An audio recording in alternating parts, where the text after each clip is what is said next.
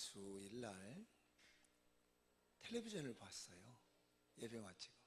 제가 개인적으로 잠깐씩 보는 그 TV 그 프로그램 중에 어느 방송인지 잘 모르겠어요. 개그 콘서트라는 것을 가끔씩 봅니다. 그래서 지난주에 제가 개그 콘서트, 그걸 줄여가지고 개콘이라고 하더라고요. 팝콘이 아니라 개콘이래. 개콘을 보다가 굉장히 그 설교에 큰 아이디어를 하나 얻었어요. 그래서 이걸 어떻게 좀 이번 주에 연결해 볼까 고민을 하고 기도하다가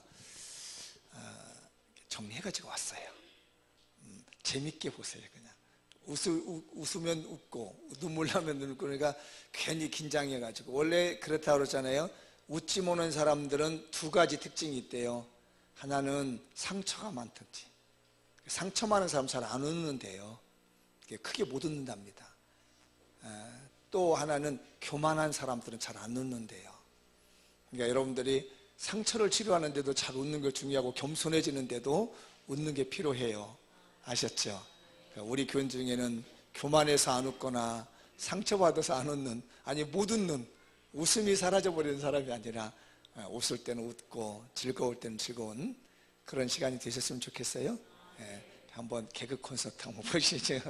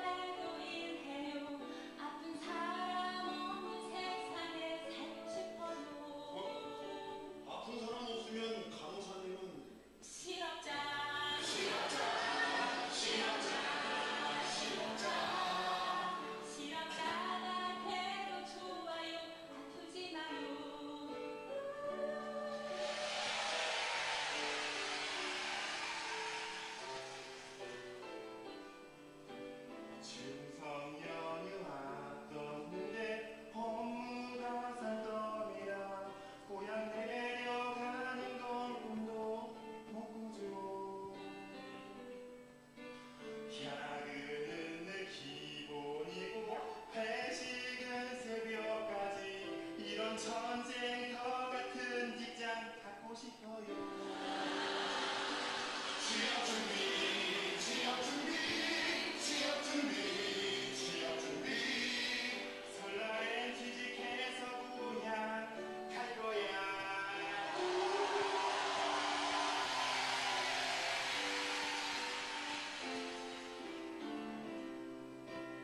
나는 명절 때가 되면 일이 너무 많아요.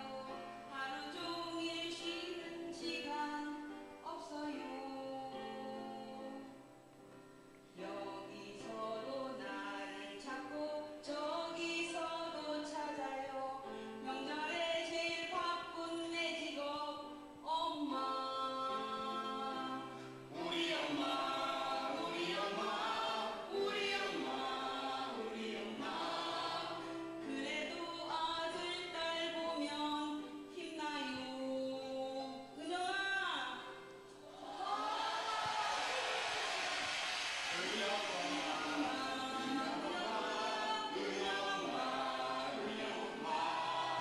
이부장 우리 딸 좀 그만 괴롭혀요.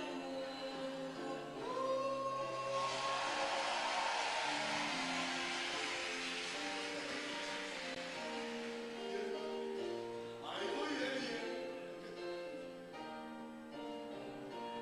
여러분 힘내요. 여러분 웃어요. 힘들고 지쳐도 웃어요.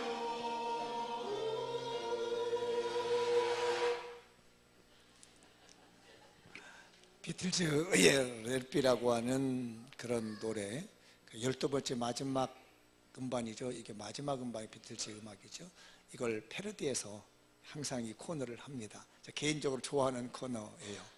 근데 제가 지난주에 대어를 낚았습니다. 근데 여기서 말하고 하는 것들, 사건과 사고가 있고 직장 생활에 해원이 있고 병들고 아프고 또 취업할 수 없어서 고통당하고 엄마로 산다는 것들이 참 고통스럽고 힘들지만 웃어보자. 이렇게 힘들고 어렵고 고통스럽지만 웃으면서 살자고 하는 것이 주된 메시지죠. 그런데 정말 우리가 살면서 웃을 수 있는 일이 많이 있나요? 우리가 웃는 것들이 잠깐 끝나버립니다. 저는 이걸 보고 한참 웃다가 왠지 서글퍼졌고요. 삶의 고민에 빠지게 됐습니다. 정말 내가 항상 웃을 수 있는 길은 무언가? 내가 살아가면서 항상 행복해질 수 있는 길이 뭔가? 이런 고민을 하면서 한 주간 동안 묵상했습니다. 그때 가장 행복할 수 있고 언제나 웃을 수 있는 것은 천국이구나.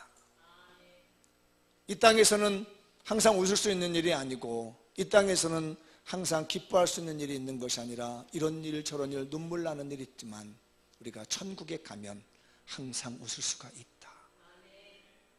예수 그리스도 안에 있는 천국에 들어가면 우리는 항상 웃을 수 있는 은혜가 우리에게 임한다. 이런 놀라운 것을 갖다가 우리는 복음이라고 얘기를 합니다. 이런 놀라운 일들을 다른 사람에게 전해주는 것다가 우리는 전도라고 얘기하며 복음 전파라고 얘기합니다. 예수 그리스도를 통해서 천국을 얻는다. 예수 그리스도를 통해서 천국에 들어간다는 이 사실, 그 천국에 들어가면 아플 필요 없고 실업자 될 필요 없고 힘들어서 엄마가 괴로워할 것도 없고 고통당할 일이 없다는 겁니다.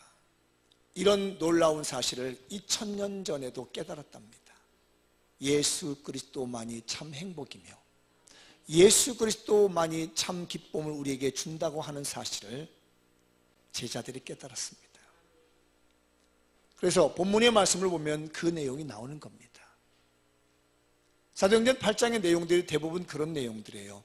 이렇게 행복하고 이렇게 즐거운 일들이 일어나는데 나에게는 일어나고 있는데 저 사람에게는 일어나지도 않고 알지도 못하고 있어서 내가 가지고 있는 영원한 기쁨과 내가 가지고 있는 영원한 행복, 예수 그리스도에서 얻는 이 기쁨을 다른 사람들에게 전해줘야 되겠다고 하는 마음을 먹었던 것들이 사도들이며 전도자들이었습니다.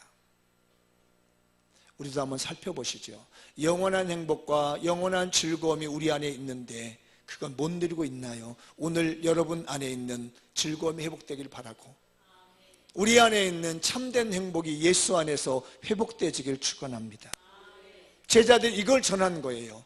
전도자들이 이걸 전한 겁니다. 본문 8장 오기 전에 사건이 있습니다.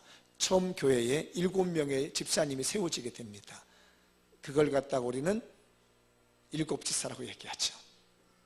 그 중에 스데반이라고 하는 집사님이 한 분 있었습니다. 이분이 이 행복을 전했습니다. 이 복음을 전했습니다.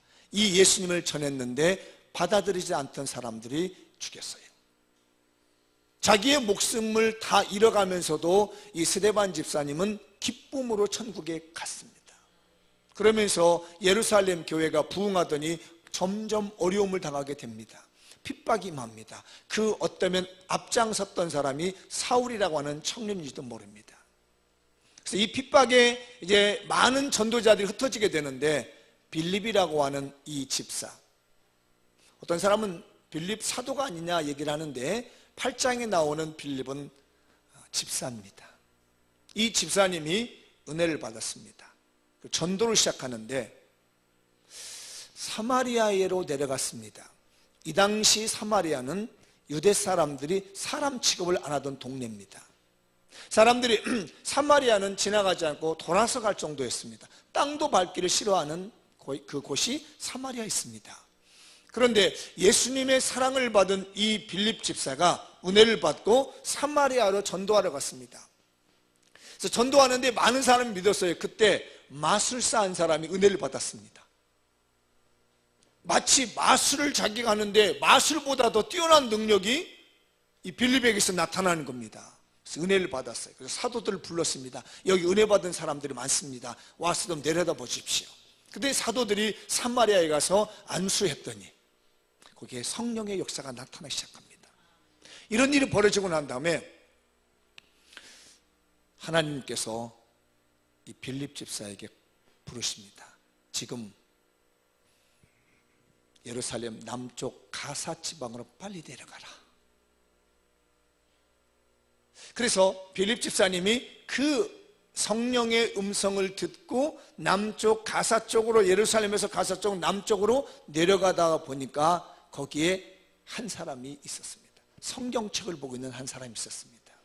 이 사람은 에티오피아에 있는 간다게의 넷입니다. 그래서 간다게라고 하는 것은 왕의 이름이 아니고 왕의 통칭어입니다. 이를테면 이집트에서 왕을 말할 때는 뭐라고 얘기하죠? 바로라고 얘기합니다. 왕의 이름은 따로 있고 왕 전체를 갖다가 바로라 이렇게 하는 것처럼 에티오피아에서는 왕을 전체를 말할 때는 간다게 이렇게 말합니다. 블레셋에서는 왕을 통칭해서 아비멜렉 이렇게 말을 했습니다. 그래서 이 왕의 내시면 굉장히 주기가 높은 사람입니다.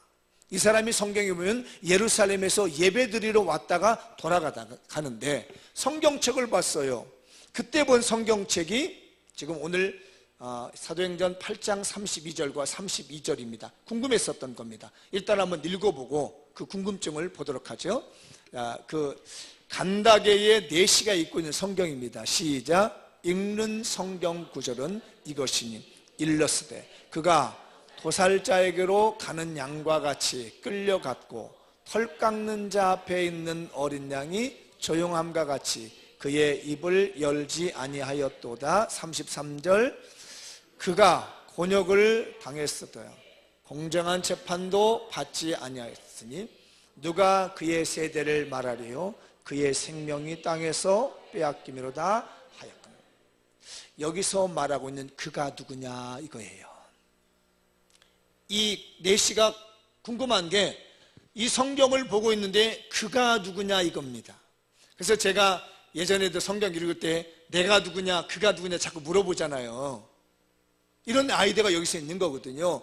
이 이디오피아의 내시도 도대체 이렇게 말하고 있는 그가 누구냐, 그가 이걸 말하고 있는 이사야라고 하는 예언자이냐 아니면 다른 그가 있느냐라고 궁금해하던 차란 말입니다.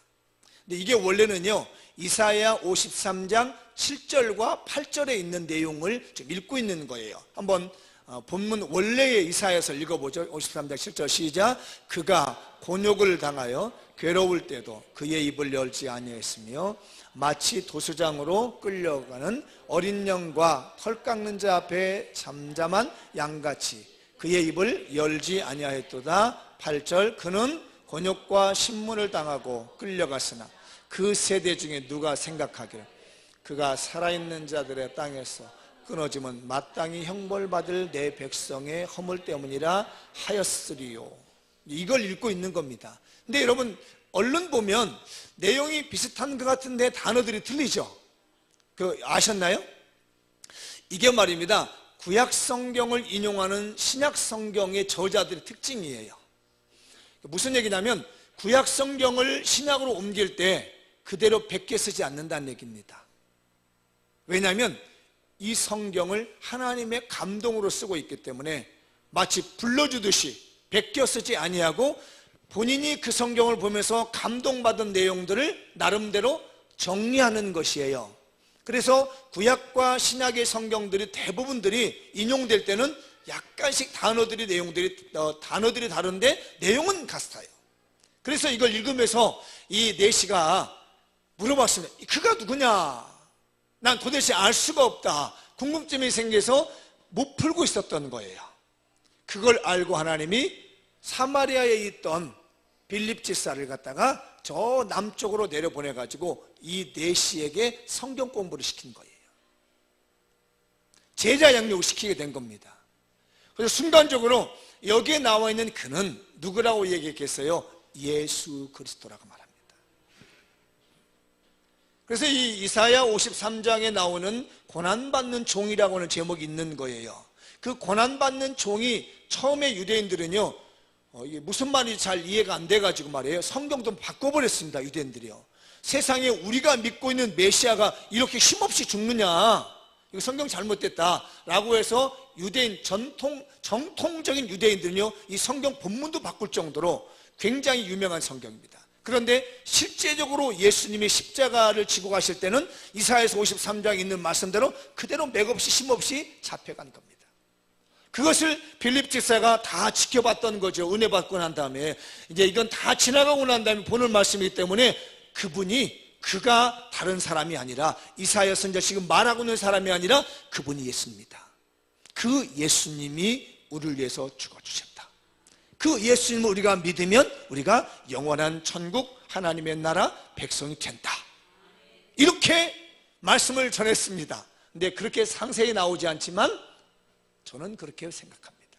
어떤 분은 그렇게 목사님 성경은 참 해설이 많이 달렸나 봐요. 제 성경이나 여러분 성경이 똑같은 건데 본문을 보면 그렇게 볼 수 있다는 얘기입니다. 은혜 받고 그러면 나 세례 받고 싶습니다. 그래가지고 본문에 세례를 베푸는 겁니다. 여기서 우리가 정말 놀라운 교훈들을 배우게 되는데 복음을 위해서 살고 하나님 나라에서 살고 예수님을 전하려고 하는 사람에게 나타나는 은혜라는 거예요. 여러분 아까 보셨듯이 사람이 살기에 힘들고 고통스럽고 어렵고 눈물 나는 일이 많을 때 우리는 어떻게 살아야 될 것인가? 다른 게 아닙니다. 예수님 전하고 사는 겁니다. 천국 사모하며 사는 겁니다.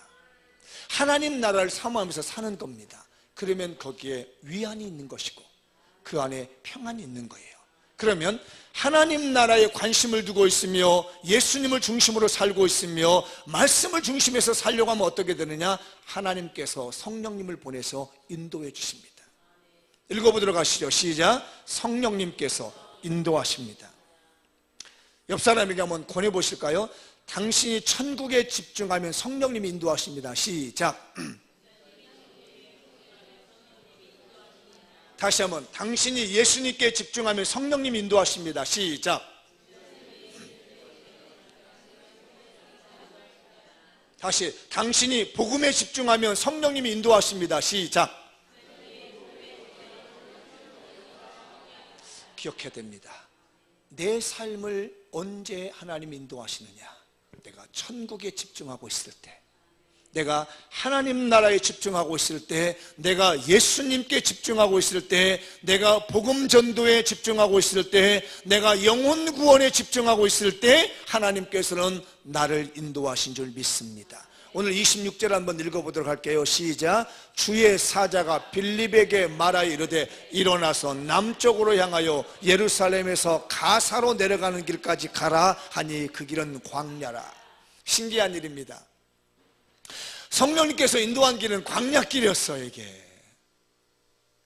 화려하고 멋진 도시로 성령님이 인도하신 것이 아니라 복음의 길로 인도하는데, 예수님께 집중하는데, 천국에 집중했는데 성령님은 어디로 인도하냐면은 광야로 이끌어가더라는 얘기입니다. 그러나 그 광야에서 영혼 살리는 능력이 나타났습니다.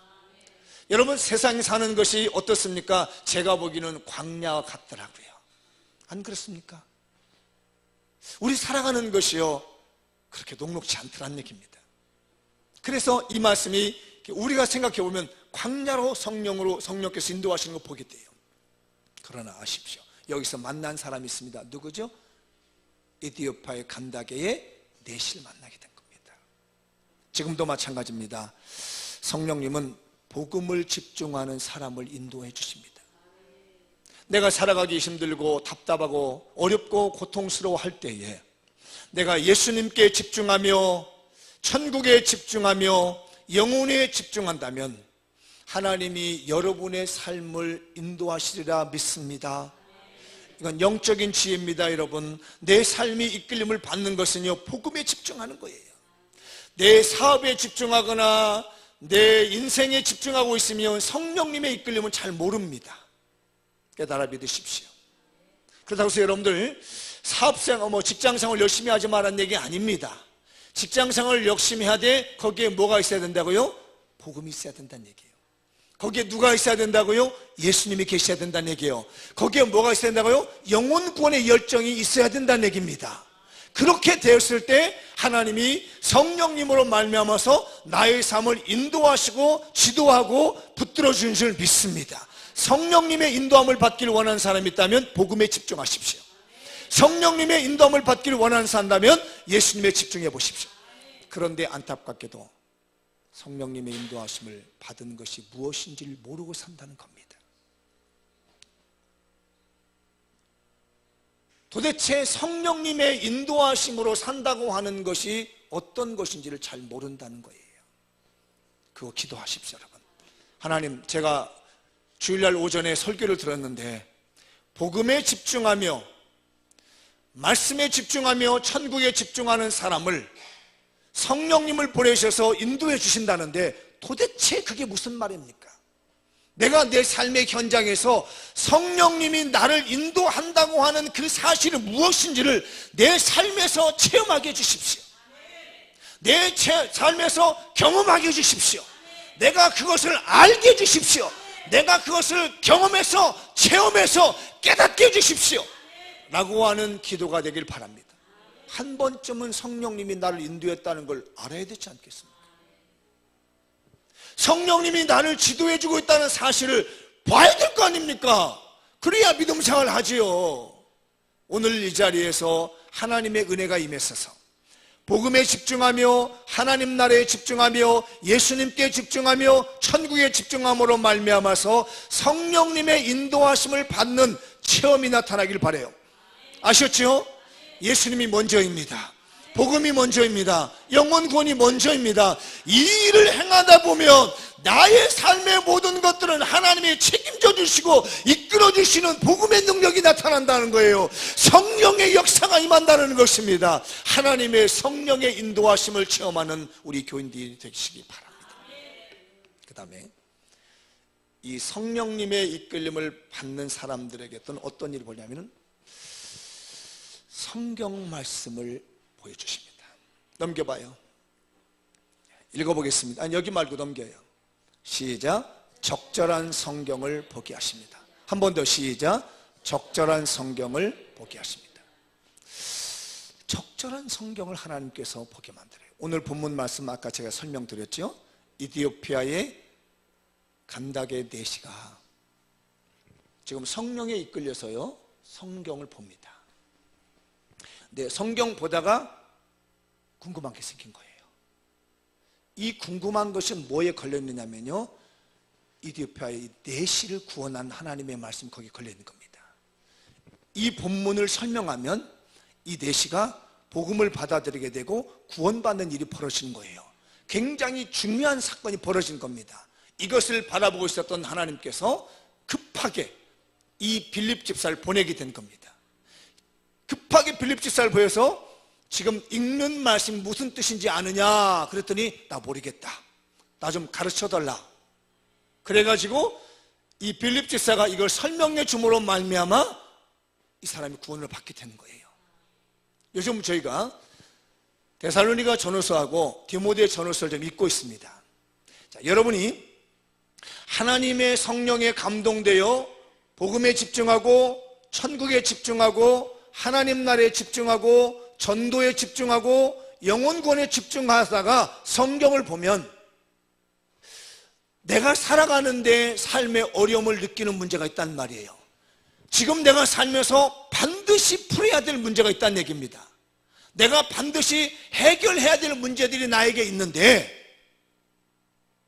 대학 가야 될 사람들은 대학의 진학의 문제에 놓고 고민하고 있다든지, 새로운 사업을 구상하고 있는 사람들은 새로운 사업에 대한 아이템을 얻는다든지, 이직을 꿈꾸고 있는 사람들은 이직에 대한 어떤 계획을 갖는다든지, 사업을 확장하기를 원한다면 사업 확장에 대한 계획을 갖는다든지, 이런 우리 삶의 문제에서 여러 가지 문제가 부딪혀서 성령의 인도함을 받으면 어느 날 성경을 봤는데 이게 체계적이고 순서적으로 차례대로 서서히 말씀을 띄엄띄엄 보지 않냐고요?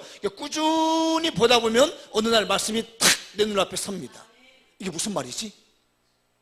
이거 궁금한데 이게 무슨 말일까라고 궁금해하는 그 시기에 어떤 일이 벌어지느냐, 신기하게 목사님이 그날 설교를 해서 그걸 풀어주는 거야.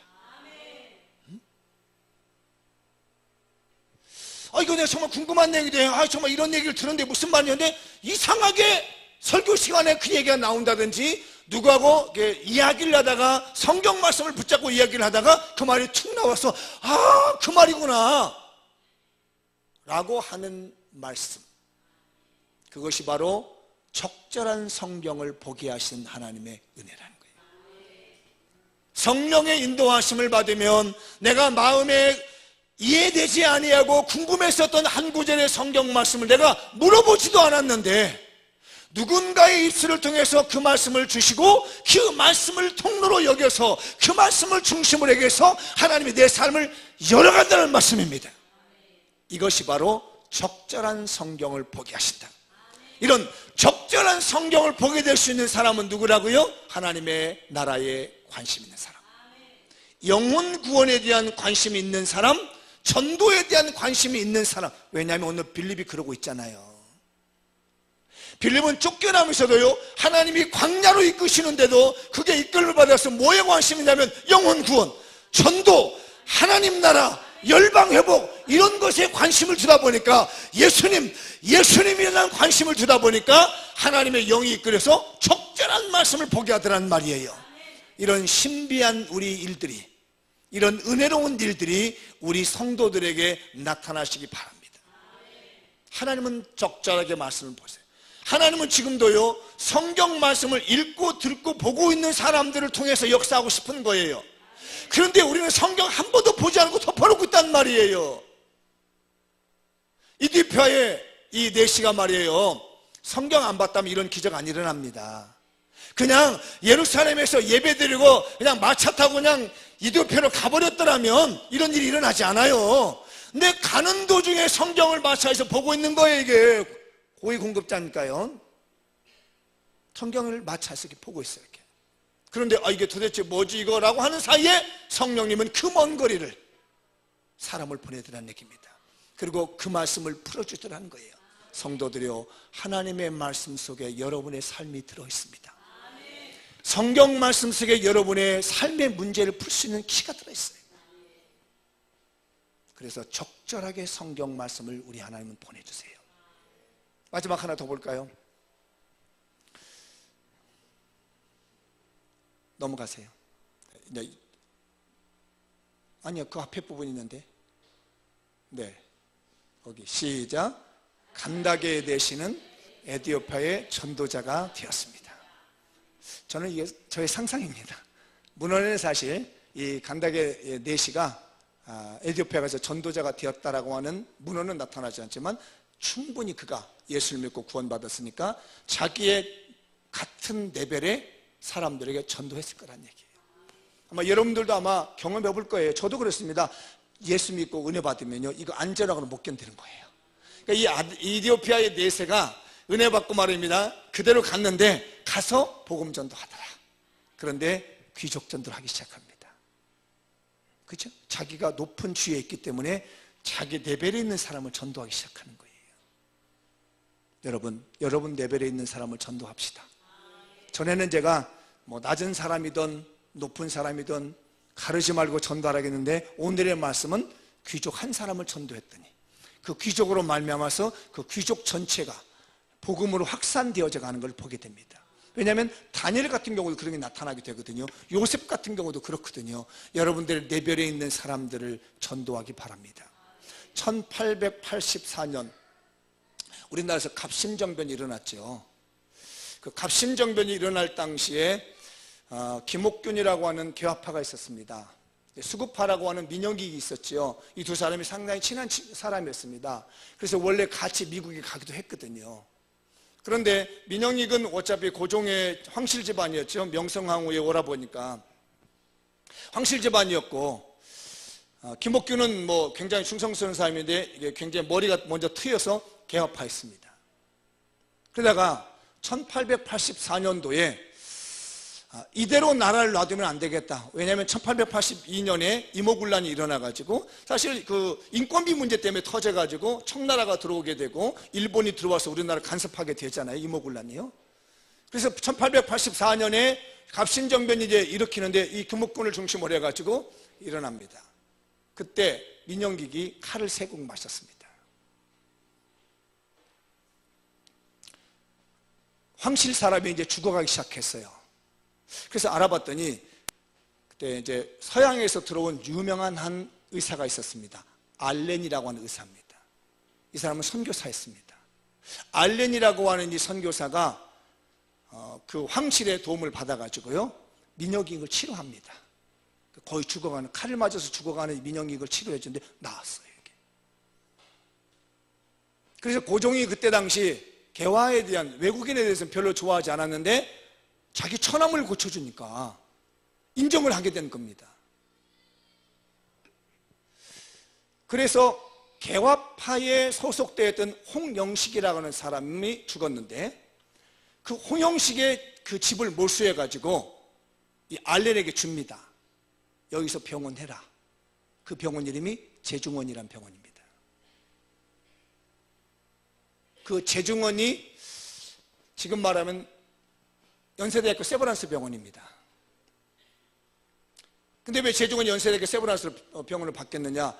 알렌 선교사 다음, 그 다음에 온 선교사가 에베슨 선교사인데, 이분이 자기 나라 가가지고 우리나라를 생각하는 마음으로 자금을 끌어왔습니다. 세브란스는 원래 사회사업가입니다.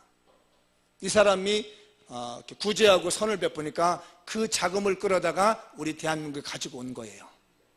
그래서 세운 병원이 제중원이 나중에 세브란스로 바뀐 겁니다. 원래는 강혜원이라고 하는 왕립병원이죠. 우리나라의 병원이 처음에는 강혜원이라고 하는 왕립병원이 나중에 제중원으로 바뀌게 되고 그게 세브란스 병원으로 이어져 오게 되는 거죠. 그 중심에 누가 있었냐면 예수 전하는 선교사가 있었습니다. 그러나 서민들을 치료하는 사람도 있었습니다. 그때 헤론이라는 선교사는, 스크랜턴이라는 선교사, 여성교죠. 이화대를 세우는 스크랜턴 선교사 같은 사람들, 앨리스 같은 선교사 같은 사람들은 그 광야인에 있는 그 왕녀들을 치료하는 그런 일들을 하게 맡게 되죠. 그러니까 이때 당시 초기에 우리 들어온 선교사들이 뭘 했느냐면 왕실을 이렇게 공략했습니다. 그래서 그 왕실에서 보호를 해가지고 우리 기독교의 복음을 전하게 되는 것이 초기 기독교의 사건이에요. 지금부터 한 130년 전 일입니다. 우리나라도 그렇게 되었습니다. 대부분 나라들이 그렇게 갑니다. 그래서 우리도 그런 일 해야 됩니다. 여러분 레벨에 있는 사람들을 전도합시다. 내 수준의 귀족은 귀족, 하이클래스는 하이클래스 있는 사람들을 전도해서 주님의 전도로 데려오고, 중산층에 있는 사람들은 중산층에 데려오고, 여러분 수준에 맞는 사람은 전도합시다. 빌립이 이 에디오피아의 네시를 한 사람 전도했더니 네시가 귀족이기 때문에 그와 상관이 있는 사람들을 전도하게 되는 것이에요. 여기에 관심이 들면 성령님이 역사합니다. 천국에 관심이 듭니다. 여러분, 여러분의 사업에 관심이 드는 것도 중요하지만 왜 사업을 해야 되는지, 여러분이 직장 생활하는 것도 중요하지만 내가 왜 직장 생활을 해야 되는지, 그냥 나 잘 먹고 나 잘 쓰고 마음을 먹으면 매일같이 병들고 아프고 웃을 일이 없습니다. 그러나 내가 하나님 나라를 확장하며 열방을 구원하며 영혼 구원하며 전도라고 하는 목표에서 내 인생을 바꾸게 되면 항상 웃을 수 있고, 아파도 즐거울 수 있고, 사고나도 즐거울 수 있고, 행복한 하나님의 나라가 그곳에 임하는 것이며 천국이 그 나라가 임하게 되는 겁니다. 우리 성도들이 자기 레벨에 맞도록, 아니 그 위의 레벨이라도, 하이 레벨이라도 여러분들이 전도하셔서 하나님의 나라를 만드시게 하시는 역사가 일어나기 바랍니다. 마지막 한 구절 읽고 마치죠. 맨 뒷부분이에요. 시작. 빨간 글씨 말입니다. 시작. 에디오피아 간닥의 네시라는 귀족을 전도한 빌립처럼 우리 사회의 상류층도 우리가 전도합시다. 아멘. 그래서 하나님의 성령의 인도함을 받고 하나님의 그 성경 구절 말씀으로 인도함을 받는 신령한 우리 성도들이 되시기를 바랍니다. 기도하겠습니다.